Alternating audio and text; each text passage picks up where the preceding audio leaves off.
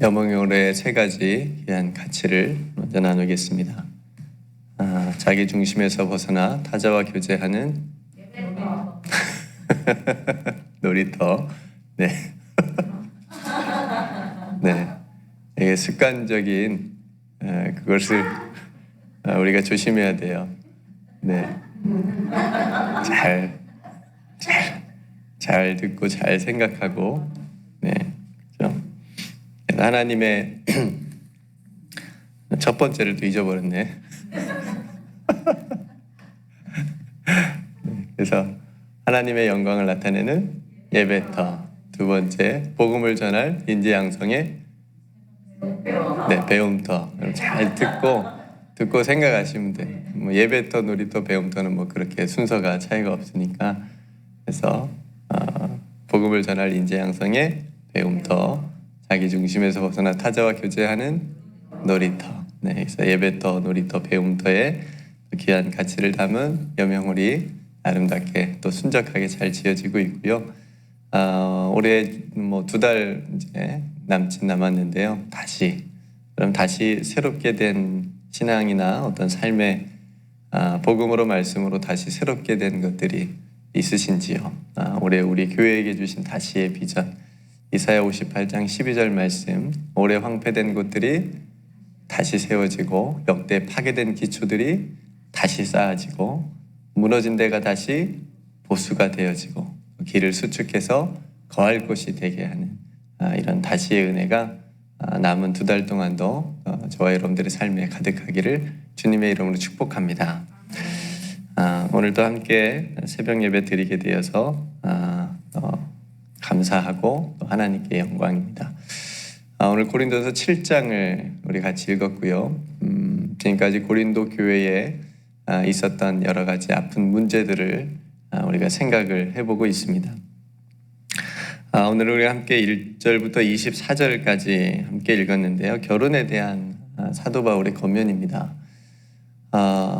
사도 바울의 이 결혼에 대한 권면은 고린도 교회가 가지고 있었던 어떤 특수성이죠. 특수한 상황 속에서 우리가 첫 번째는 봐야 되고, 그럼에도 불구하고 이 결혼이라고 하는 신성한 제도에 대해서 우리도 지금 결혼도 하고 또 우리 자녀들도 결혼도 시켜야 되고 이런 이제 상황 속에 있으니까 또 하나님께서 이 말씀들을 통해서 우리에게 또 주시고 깨닫게 하시고자 하는 은혜들이 있으리라고 저는 생각이 되어집니다. 여러분 결혼을 만약에 또 해야 된다면 또 하고 싶으세요? 제가 뭐 가끔 물어보면 이미 하신 분들은 안 하겠다고, 그냥 나 혼자 살겠다고 다음에. 왜 그런지 모르겠어요. 뭐 이유들이 다양하겠지만, 그리고 결혼을 안 하는 이제 자녀들에게는 결혼을 하라고 하기도 하고, 뭐 또 어떤 부모님들은 그냥 너 편한 대로 이제 혼자 살고 싶으면 혼자 살아 뭐 이렇게 얘기하기도 하고, 이제 그런 시대인 것 같아요. 그러니까 결혼에 대한 가치관과 시대가 굉장히 많이 변했어요. 예전에는 제가 들었을 때는 저희 뭐 할머니 정도 세대 정도 되면 얼굴도 안 보고 결혼했대요. 그냥 가족끼리 이렇게 딱 해가지고 결혼식 날 봤다고. 이렇게 지금 생각해 보면 그렇게 말이 되나 싶을 정도 슬픈데, 그때는 그렇게 그냥 의뢰하는 것으로 그렇게 이제 결혼도 하기도 하고, 이거 연애 결혼보다는 그렇게 부모님이 짝지어주거나 누가 중매를 서가지고 그냥 딱 만나서 그렇게 결혼을 많이 했죠. 근데 오늘날에는 결혼을 또 굉장히 늦게 하거나 아니면 굳이 하지 않아도 된다라고 하는 그런 인식들이 퍼져 있습니다. 그러니까 결혼을 하신 부모님들도 지금은 제가 여러분들한테 처음 물어본 것처럼 이제 다시는 나 결혼 안 해.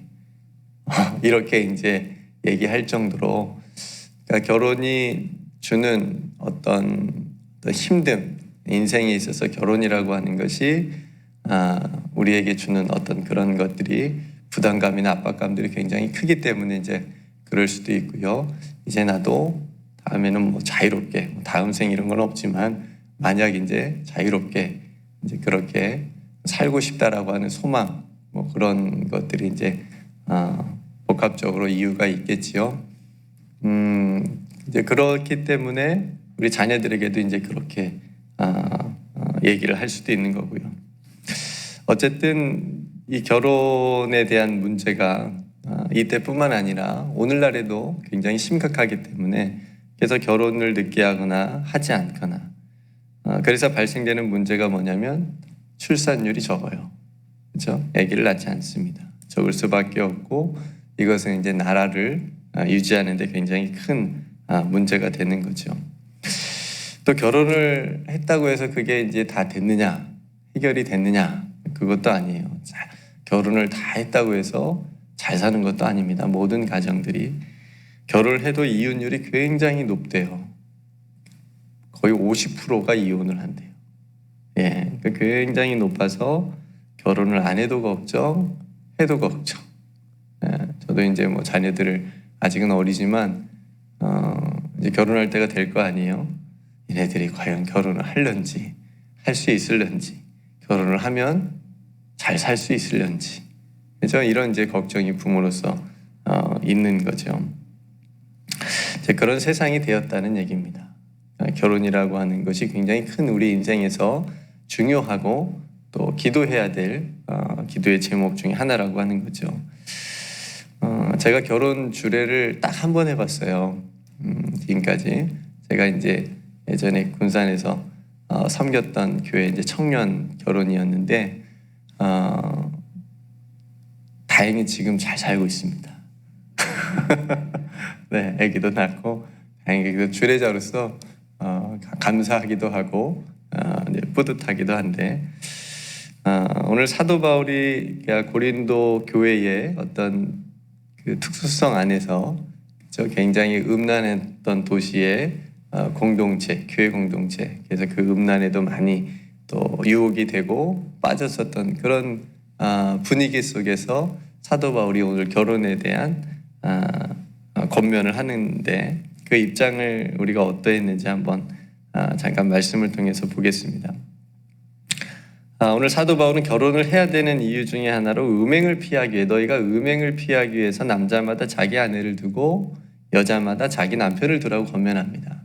그러니까 지금 결혼이라고 하는 이 문제의 접근을 음행에 빠지지 않도록, 그렇죠? 그러니까 온전히 계속 지금 사도 바울이 얘기하는 거잖아요. 너희 몸으로 하나님께 영광을 돌리라. 그러니까 너희 몸을 음란한 데 쓰지 말고 하나님께 영광을 돌리는 데 쓰고, 결혼이라는 것도 마찬가지로 음행을 피하기 하여서 각각 자기 아내와 남편을 두라. 이렇게 지금 권면을 시작을 하는 거예요. 그러니까 고린도 교회 안에 있었던 음행의 문제로 인해서 부부의 관계가 깨지고 가정의 관계가 깨지는 일들이 굉장히 많았었기 때문에 사도 바울께서 지금 이런 권면을 하고 있는 겁니다. 그리고 이제 그 밑에 쭉 이어지는 권면들은 이미 우리가 많이 들었고 또 알고 있는 그런 이제 권면들입니다. 오늘날도 조금 실천이 어려울 수도 있겠습니다. 여러분들도 저도 마찬가지로 실천이 좀 어렵지만 꼭 해야 되는 말씀이기 때문에 결혼을 했다면 첫 번째 권면은 자기 남편과 아내에게 각각 의무를 다하라라고 얘기를 하는데 이것은 성적인 어떤 의무도 포함되어져 있고요. 더 중요한 의무, 영적인 의무는 뭐냐면 남편의 의무는 뭐예요? 아내를 사랑하는 거예요. 그렇죠? 남편은 아내를 사랑하는 것. 에베소서 5장 25절 말씀에 보면 남편들아 아내 사랑하기를 그리스도께서 교회를 사랑하시고 그 교회를 자신을 주심같이 하라. 그리스도께서 무엇을 사랑하시고 교회를 사랑하심같이 그 교회를 자신에게 주심같이 그렇게 남편들은 아내를 사랑하라 라고 권면을 하고 있습니다. 여기 이제 남성분들이 몇 분 계시니까 우리가 호세아가 자기 아내를 사랑한 것처럼은 못하겠죠.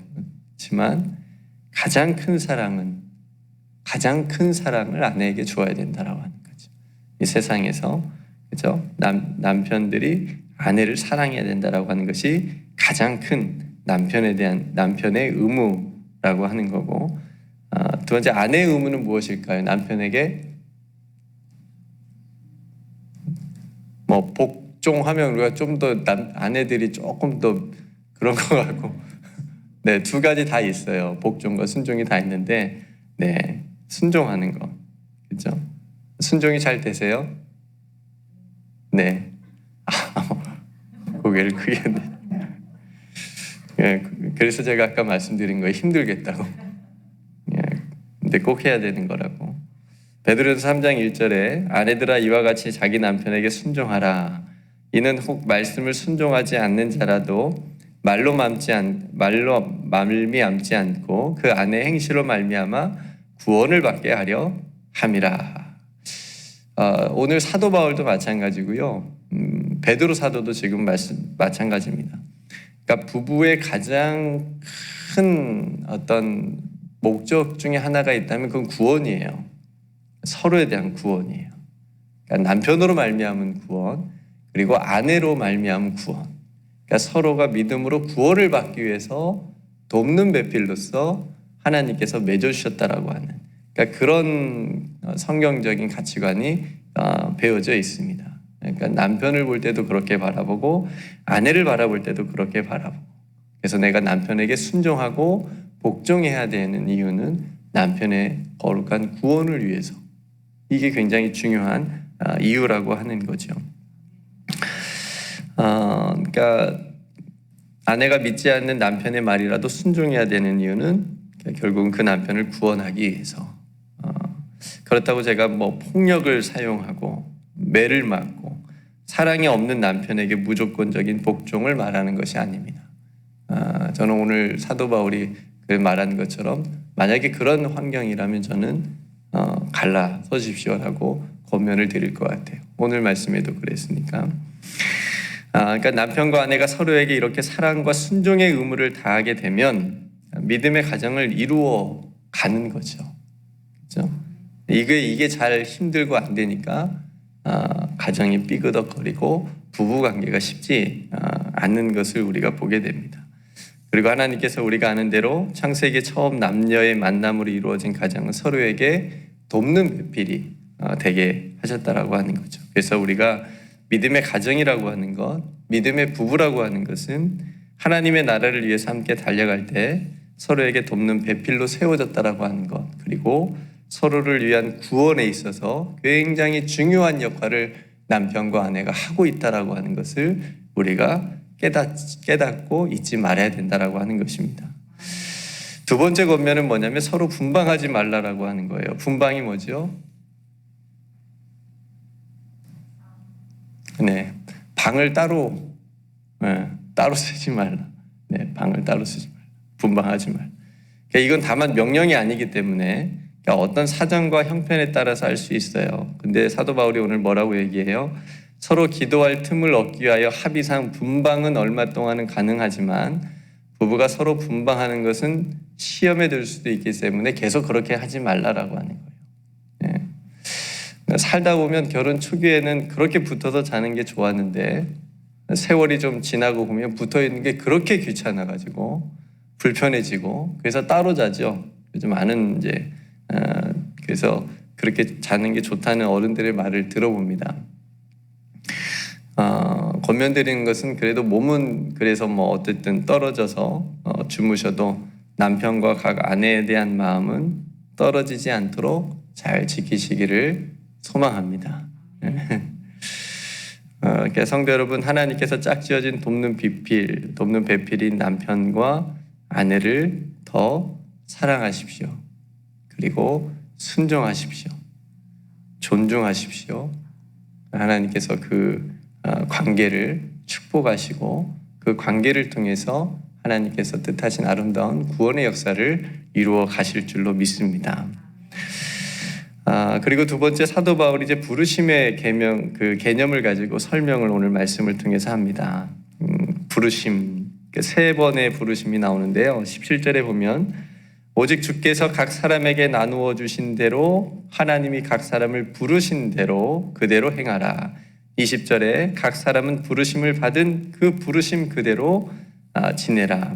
24절에 형제들아 너희는 각각 부르심을 받은 그대로 하나님과 함께 거하라. 그러니까 세 번이나 하나님께서 부르심을 받은 대로 행하며 하나님과 함께 거하라고 말합니다. 굉장히 중요한 개념이에요. 부르심, 성경에서 불러주셨다라고 하는 것.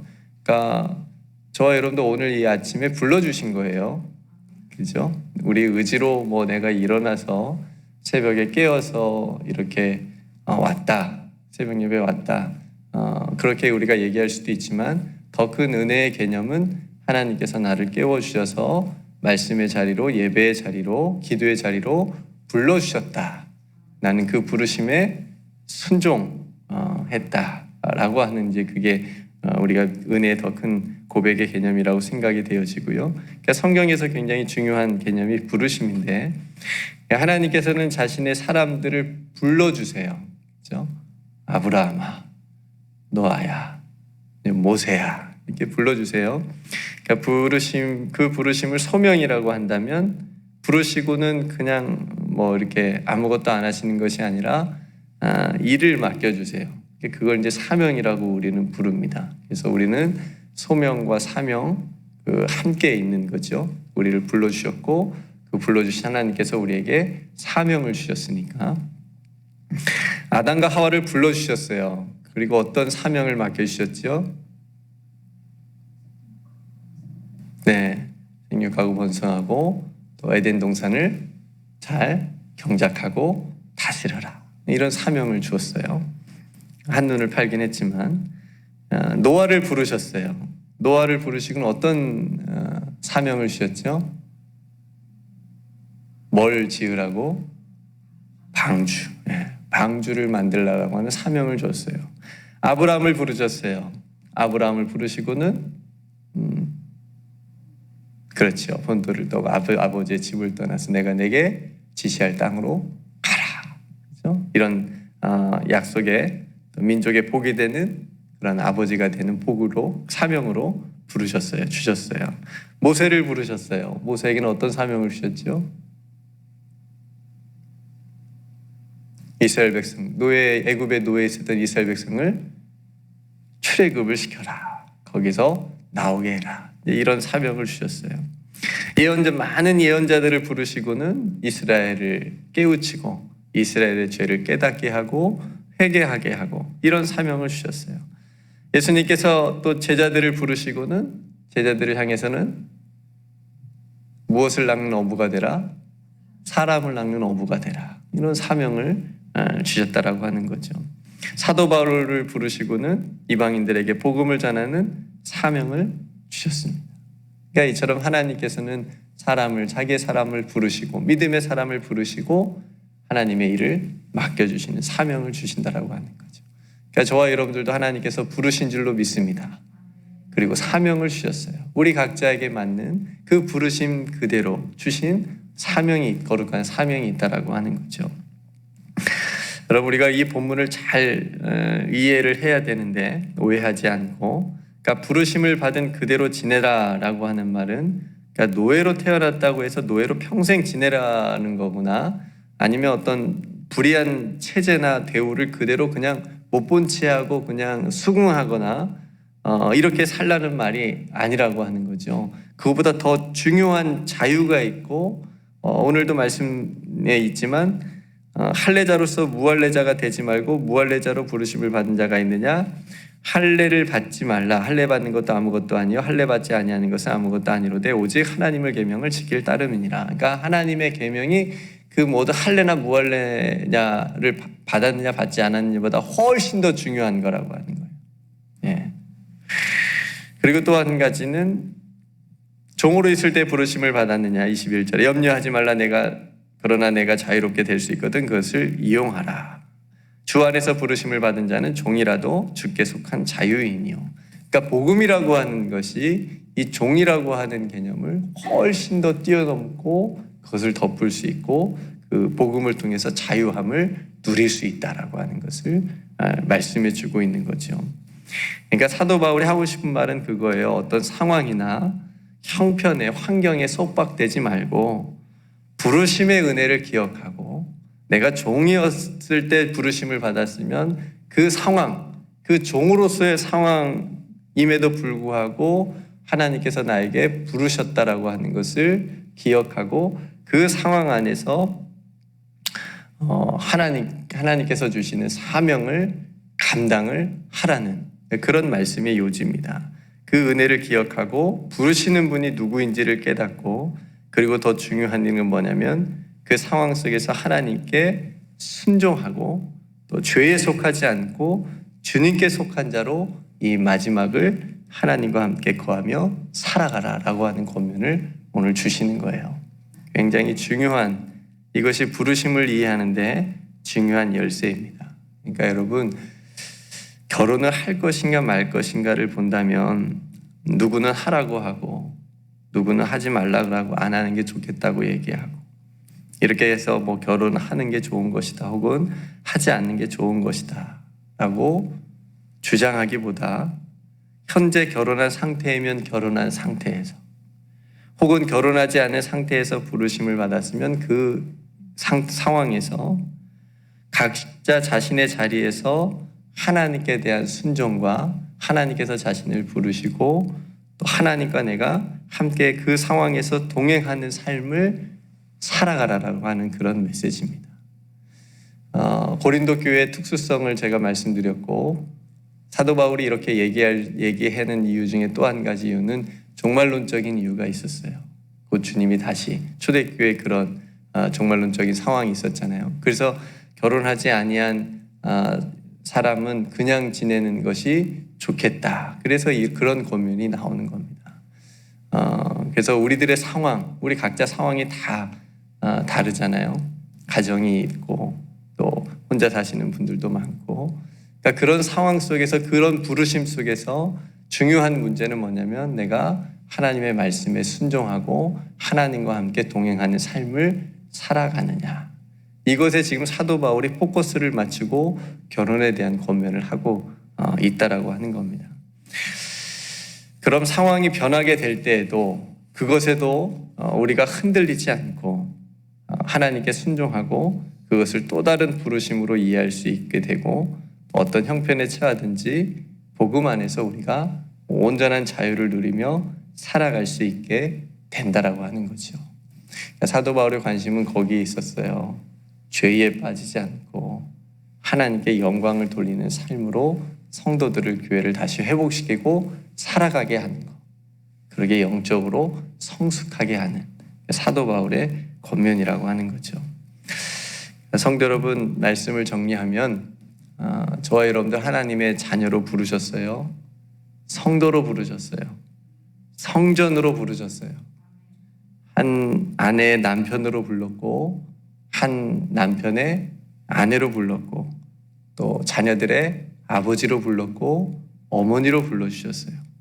그리고 그에 맞게 우리들에게 사명을 주셨습니다. 어떤 형편이든지 어떤 부르심의 자리든지 하나님 앞에서 하나님의 말씀에 순종하면서 하나님과 동행하는 삶이 바로 하나님께서 우리들을 부르신 그 부르심의 사명을 다하는 길인 줄로 믿습니다. 하나님, 오늘 나에게 주신 사명이 무엇입니까? 나를 불러주셔서 감사합니다. 하나님 나라 가기까지 이 사명들을 잘 감당케 하여 주옵소서 라고 하는 기도를 여러분들이 이 아침에 드릴 수 있기를 원합니다.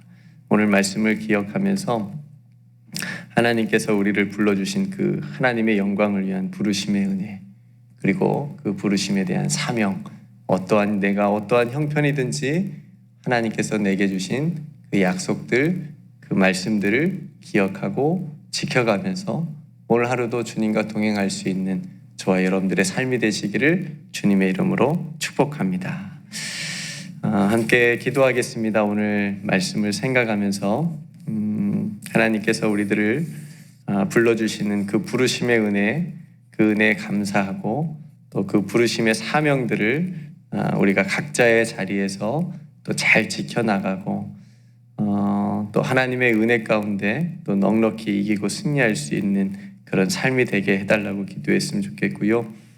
여명호를 위해서 또 몸이 연약하신 분들을 위해서 함께 기도하고 미국 대선이 잘 또 평화롭게 폭력이 일어나지 않고 잘 마무리될 수 있도록 함께 기도해 주셨으면 좋겠고요. 여러분 각자 하나님 앞에 또 기도할 기도의 제목, 특별히 오늘 결혼에 대한 말씀을 나누었는데 우리 자녀들 혹시 결혼 경력기에 있다면 하나님께서 정말 예비해 놓으신 정말 좋은 돕는 배필을 또 우리 자녀들이 잘 만나서 믿음의 가정을 이룰 수 있도록 또 우리가 함께 기도하기를 원합니다. 이 기도의 제목으로 우리가 함께 기도하기를 원하고요. 제가 먼저 기도하고 우리 함께 기도하겠습니다. 은혜로우신 아버지 하나님, 오늘 고린도 교회에 전해준 사도 바울의 결혼에 대한 권면을 우리가 함께 나누었습니다. 결혼이 참 신성한 제도이고 이 결혼을 통해서 하나님께서 이루시는 아름다운 열매들이 있음을 보게 됩니다. 시대가 많이 변했고 결혼에 대한 가치관이 많이 변했음에도 불구하고 각각 남편과 아내에 대한 사랑과 그 순종의 의무가 또 우리에게 있음을 보게 됩니다. 그래서 우리가 믿음의 가정, 또 우리 자녀들의 가정, 아버지 하나님께서 늘 함께 해주시고 이 성경적인 가치관이 있는 결혼과 또 가정과 부부의 모든 관계들이 될 수 있도록 아버지 하나님께서 은총을 더하여 주시옵소서. 그래서 믿음의 가정 되게 하시고 하나님께 영광이 되어지고 그 가정 속에서 구원의 역사가 일어나는 아름답고 놀라운 모든 가정들 다 될 수 있도록 축복하여 주시옵소서. 아버지 하나님, 혹 우리 자녀들 가운데 결혼을 해야 되고 앞두고 있는 자녀들이 있습니까? 하나님 믿음의 좋은 돕는 배필을 만나게 하나님께서 은혜를 더하여 주시옵소서. 하나님, 그래서 행복한 믿음의 가정을 통하여서 하나님께 영광이 되어지는 우리 자녀들의 가정, 자녀 손들 다 될 수 있도록 축복하여 주시옵소서. 아버지 하나님, 저희들을 불러주셔서 감사합니다. 하나님의 자녀로 불러주시고 성도로 불러주시고 또 교회로 불러주시고 또 아버지 하나님의 나라와 영광을 위해서 살아갈 수 있는 사명자로 불러주신 것을 감사합니다. 우리에게 각자에게 맡겨주신 그 사명들을 오늘 또 믿음으로 잘 감당하게 하여 주시옵시고 무엇보다 어느 형편이든지 하나님의 말씀에 순종하고 그리고 하나님의 영광을 위하여서 우리가 힘써 살아갈 수 있게 하나님과 오늘도 동행하는 하루가 되게 하여 주시옵소서. 하나님, 여명원이 순적하게 잘 공사가 마무리될 수 있도록 하나님 마지막까지 인도하여 주시고 그래서 헌당 예배를 통하여 온전히 하나님 앞에 올려드릴 수 있는 하나님 귀한 시간까지 하나님께서 은총을 더하여 주시옵소서. 몸이 연약하신 분들은 오늘 또 만져주시고 회복과 치유의 은혜를 더하여 주시옵소서. 미국의 대선도 평화롭게 잘 마무리될 수 있도록 하나님 이 나라 가운데 자비와 긍휼을 베풀어 주시옵소서. 이 아침에 주 앞에 엎드려 기도하는 성도들, 마음을 다해 하나님 앞에 기도하는 우리 사랑하는 성도들, 또 온라인으로 하나님 앞에 예배하는 우리 사랑하는 성도들, 하나님 앞에 기도하는 모든 기도의 제목들 가운데 하나님의 마음을 깊이 알고 하나님을 만날 수 있는 이 아침에 기도의 시간이 될 수 있도록 축복하여 주시옵소서. 모든 은혜 하나님께 감사드리며 우리를 부르시고 우리에게 하나님의 나라의 사명을 허락하여 주시는 우리 구주 예수 그리스도의 이름으로 간절히 기도드리옵나이다. 아멘.